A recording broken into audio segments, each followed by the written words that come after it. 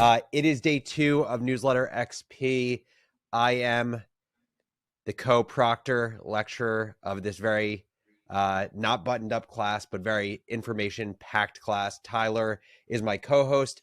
Actually, there's a third co-proctor. He wasn't here yesterday, but I want to introduce you to him. 1 second. Rambo, come on. Get on your A game, buddy. He loves to give me all of his dead weight when he's shy. This is Rambo. He is a big fan of email and deliverability, so he'll be paying close attention today. Well, one of the best open rates in the industry he has. So we're going to have him speak a little bit later and walk through all of his best practices and secrets, but Rambo has a killer newsletter. He does. It's great. So we are going to start, as we did yesterday, with some slides. Tyler is going to be leading those with Sergey, and then we're going to get into Q&A with our guests, Dan Oshinsky and Brian Morrissey, in a little bit. So, Tyler, I'll turn it over to you. Yeah, and just Brian's eating his dinner right now. We got pizza fresh out of the oven, so thank you for joining us. And then we were going to have Yana Tori join for the deliverability session. She actually couldn't make it, so we have her co-founder, Sergey, joining us for deliverability. He's been doing deliverability for 14 plus years. I'd also say I feel like there's going to be a ton of questions related to deliverability, so you have the upvote link. Before we even get into the content, if there are any deliverability related questions that you have, feel free to drop them in. And then Sergey can assist with that. And then 2 other quick things. One is deliverability. When you hear the word, it may send a shiver down your spine. It's not like a fun sounding topic, but it's impossible to say that you take email seriously if you don't take deliverability seriously. So take this conversation tonight very seriously. I remember in the, not just the early days of the brew, the entirety of when Tyler was at Morning Brew, how many hours he spent and we spent collectively thinking about how can we maximize deliverability? Because you spend all this time writing a newsletter, you at least deserve to get it to land in the inboxes of the people you want to read it. If you don't take that second part seriously, why are you writing the content in the first place, was kind of how we thought about it. So super important tonight. And I also want to give a shout out to Sergey, because I could be wrong, but my guess is he is the person who's up latest on this lecture call tonight. I think it's 1 a.m. where he is. If you're up later than 1 a.m. on this class, huge props to you. Mention in the chat if you are, because I'm very impressed. But thank you, Sergey, for doing this. Tyler, floor is yours. Cool. Yeah, and real quick story on that deliverability front. When I was first hired at Morning Brew, I was growth engineer with the idea of building the email list and growing it. One of the first things I did month 1 was cut the list in half once I understood what deliverability meant. And I don't think I won a ton of fans day 1 from doing that, but it paid off in huge dividends. So we'll get into all of that. This course is very additive and compounds on top of each other. So yesterday focused on content and template and design. Today is email as a channel and deliverability. Tomorrow's growth. Wednesday is monetization. So it all starts to build on top of each other. And with that, we'll dive into why email. So just the power of email at large. You can invest in video. You can invest in all these different forms of media. I think everyone on this course is a huge fan of email, rightfully so. And the reason why email is so powerful is it kind of goes against the grain of social media and algorithm-driven platforms. The classic example there is there's a push for Facebook to get all of the publishers to invest in growing massive channels, spending a ton of money to get likes and followers on Facebook, with the promise that their content will be distributed between Facebook, Instagram, whatever. And then in the blink of an eye, Facebook made a decision to pivot into actually focusing on groups and friend-to-friend connections, and the thousands and tens of thousands of dollars that these publishers spent to grow an audience, their content just wasn't being distributed. So email is kind of a hedge bet against those types of platforms where you don't have much control over what content is being distributed and how frequently. You own the relationship with your audience. So people are opting in and giving you their email address. And so you have the ability to contact them directly where they are. The audience is portable. And so once you collect these emails and you have your email list of 10, 15, 20,000 people, whatever it may be, you can send from MailChimp. And if you decide you want to move over to Beehive, you can pick up your list and move it there. If Beehive isn't satisfying your needs as a sender, you can pick up your list and move it somewhere else. But that's very different than if I can't take my 7,000 followers from Twitter and move it to Instagram, I'd love to. So if you want to follow me on Instagram, feel free. But the audiences on these social platforms aren't as portable as email. It's also built on an open framework. So SMTP is open where you can plug into your favorite email service type, where you can use Gmail, Apple, AOL, Yahoo. You can use different clients. You can use Superhuman. It's very open in what you're using. And so you aren't forced to use an app going through the App Store and everything that these social media platforms have to deal with in terms of distributing content. I think broadly people are tied to their inbox, right? Like I use it all day long. I use it for work. People use it for miscellaneous, like tracking appointments, doing work related stuff. So as far as like, if your goal is to get in front of different people, the inbox is like an incredibly valuable real estate to distribute content. And then lastly, and I'm sure Alex can add to this list, is it's a push medium. I think Kendall hit the nail on the head yesterday with people don't go to websites anymore. There was a time when I was in college where I would visit TechCrunch every single day to see the top tech news, what startups were getting funded. And that was a behavior that I established to go visit TechCrunch. Now I subscribe to 10 different tech newsletters that feed me the content I want because I trust those writers and their curation to feed me news that I believe is relevant. And so the constant push versus pull, I think, is really important. And the power of email and meeting people where they already are is an extremely powerful nudge to build that behavior. Yeah, I mean, the only thing I would add is I think email is one of maybe two, let's call it like push mediums that I would also say consumers are primed to receive what I would call professional content. Professional content meaning content that is in correspondence with like your friends, your family, etc. And by saying that, what I leave out is largely like SMS. Like I think people have been talking about text being an incredibly powerful, high upside tool for businesses for a long time. But I don't think it's yet crossed the chasm because I think people still view text as this very intimate place that is meant for family, friends, et cetera, for personal communication. But I think email has kind of crossed the chasm where you're fine with personal correspondence or professional. And just a quick anecdote, Tyler laid out all of these, I would say, very thoughtful reasons for why email is very valuable. When we started Morning Brew, we did not think about any of these. We weren't like aware of why it was so powerful. We very much just said, one, it's really cheap, which is a power of email. Like, except I would say largely most content these days isn't super expensive to start up or create. But for us, we were like, we're not going to spend on creating an app. We were in college. We didn't have enough money to spend on that. And so MailChimp in the early days of the business, I think we were spending, I don't know, like $29 a month, something very cheap. And then the other big thing we said was, how do we create content that someone opts into that already integrates with how they're behaving in their lives? And like Tyler mentioned, for college students at Michigan, they were already using their email addresses. And so for us, it was like, we already had so many hurdles in trying to get people's trust with business news when there were so many other institutions out there. What we didn't want to also have to overcome was teaching people a new behavior. And with email, you already have a built-in behavior. Nice. And then also just like building on top of that, like I think a lot of inspiration for a ton of you here, just like these are email first businesses where, again, building on yesterday, email being the product, tons of acquisitions in the space as people continue to see the value in what email can be as a business. Also, plenty of email upstarts. We actually have Adam Ryan of Workweek speaking on Thursday alongside the co-founder of Puck. Max is joining us on Thursday. Every is another collection of newsletters. It's like a bundle. So you sign up, you pay a subscription, you can opt into different newsletters. And I think it's 6 a.m. City.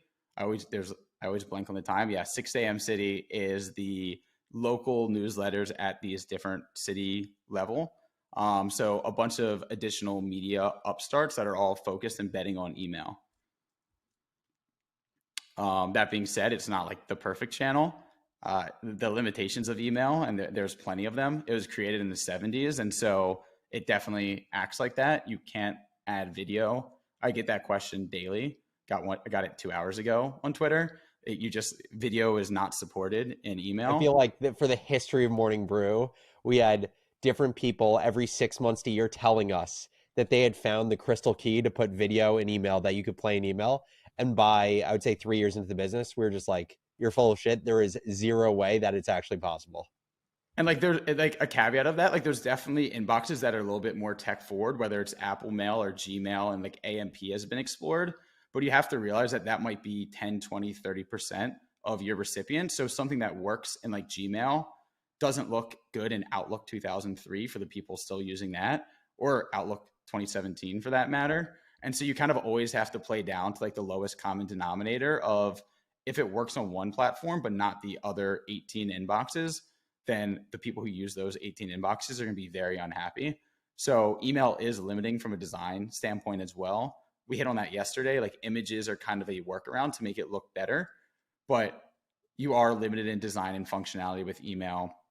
There's limited amounts of data you can collect. So you have your subscriber list, you get open rate, click through rate, spam rate. But outside of that, like I would say open rate, click through rate are kind of like the main two metrics that you get from email. And as privacy becomes more and more emphasized with the things like Apple and iOS, whatever version it is, they're actually restricting the accuracy of what some of those data points are in open rate. And so there's already so few valuable data points. The fact that they're being more obscured is another pretty massive limitation of email, I would say. Deliverability, which we'll get to shortly, is definitely a black box for most people. And I'd say while there's not algorithms per se, like a Instagram, Facebook, Twitter, there's an algorithm of some sort with sorting mail into the inbox.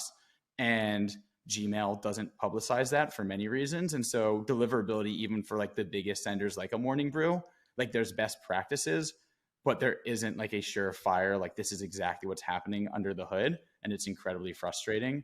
Hence why a lot of people of you are on this call to learn about deliverability. And then cross-client compatibility can be difficult. For this is a screenshot from, I think, Email on Acid, but what it's showing in a very low pixelated way is how a particular email looks across like Outlook, AOL 2013, AOL 2017, Apple Mail Mobile, Apple Mail Desktop.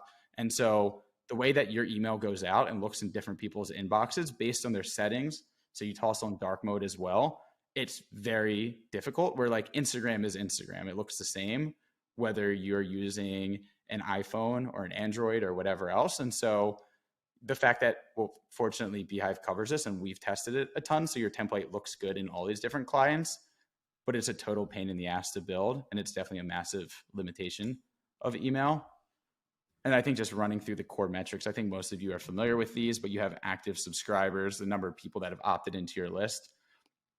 Open rate, I always go off of the unique open rate of unique people. I know some email service providers and newsletters may actually quote total open rate, which I think is total bullshit. If someone Bullshit. What that means is like if someone opens the email, say you have, I don't know, 10 people on your list and one person of those 10 opens it 10 times, you could have a 200% open rate because you got 20 opens with 10 people. That doesn't make sense to me. So what Beehive does, and I think most ESPs are leaning into, is that it's the total amount of unique people who have opened an email. But it's worth calling out because not everyone quotes unique. Also, Tyler, you would know this better, but like, I know I'm not in the weeds of it today at the brew, but I know we don't focus on unique open rate even anymore because with Apple's whatever it's called, Apple tracking transparency, like open rates have been thrown off like pretty significantly in the last several months. And so like we can't even report to advertisers opens because it's not the right number, slash when we spend on Facebook marketing or Instagram marketing to acquire new emails, doing like using subscribers who have a certain open rate as a barometer isn't necessarily representative of a high quality subscriber. And so I know we've shifted a lot of our focus to click through rate and subscribers who click on the newsletter. Yeah, I mean, it's a great call out. I actually think we should save that for the Q&A with Dan and Brian. I think Perfect. they'd be great to talk on that. But yeah, I'm going to run through these fairly quickly. I think they're pretty straightforward. Click-through rate is the amount of unique clicks per unique opens. I know that also differs per ESP. I'm curious Dan's take on that later. But I think the denominator here is unique opens. If someone doesn't open the newsletter, they just received it. They obviously can't click on anything. And so we use the denominator of unique opens. Click rate's just kind of like the frequency of clicks per newsletter. Upgrade rate is more for premium subscriptions, but the percentage of people who upgrade to a paying subscription from free, we'll go into that in much more detail on Wednesday. Unsubscribe rate, pretty straightforward. The percentage of people who are unsubscribing to any given post or campaign.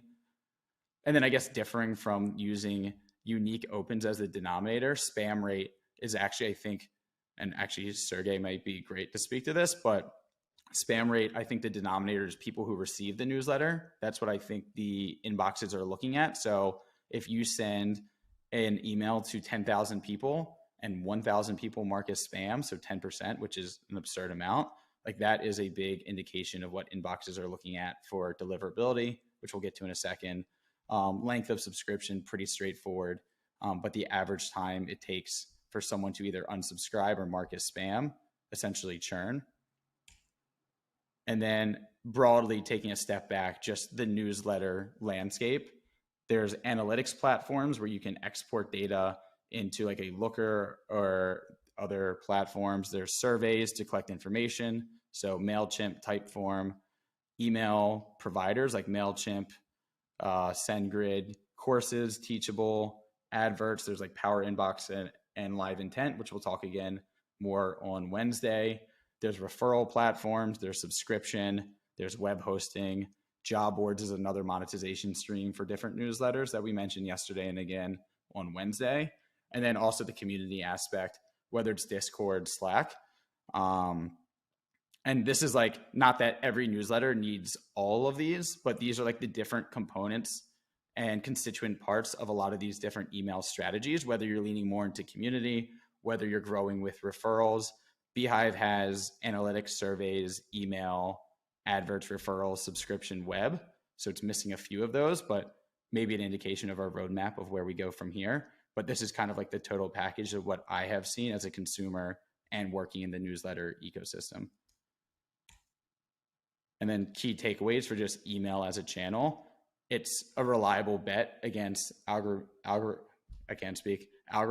and different platforms that have control over how your content is being distributed. But also as a medium, there's a ton of limitations, both in design, functionality, and the data that's available. It's very low cost to get started and very scalable, which is why a lot of businesses are investing in it. There was a point at Morning Brew when I think there was 5 of us, someone selling ads, someone growing, someone doing the engineering, and then 1 or 2 writers. And we were more or less printing 40, 50K a day as a 5-person operation. And so the scalability of whether you're writing to 10 people or to 10,000 people or 10 million people, the underlying cost and software may change, but the actual process is more or less the same. And so I think that is the power of email and newsletters as a whole. That could have been a very nice lifestyle business if Morning Brew didn't go the venture route. I guess, Alex, you came off mute if you have anything to add to that. Yeah, no, I would just say one of my favorite things that a buddy of mine says is that media businesses, or specifically email businesses, are like the OG software business, where it's like you have a relatively high fixed cost. That fixed cost is effectively the time you put in to build an audience, but then your variable cost for every additional person who subscribes to your newsletter and who you monetize is as close to zero as it gets. And so, yeah, it's just a beautiful thing to continue expanding the margin of your business as more people subscribe, but the cost doesn't go up. And then the landscape as a whole, like as I mentioned, in like the landscape of email as a whole, whether it's the referrals and the web and the email sending and data, it's like very overwhelming. There's tons of options. So just doing your diligence and understanding that you need to optimize for a platform and an ecosystem that has the flexibility and growth and upside that you need to build your business. So just something to consider when choosing different software vendors.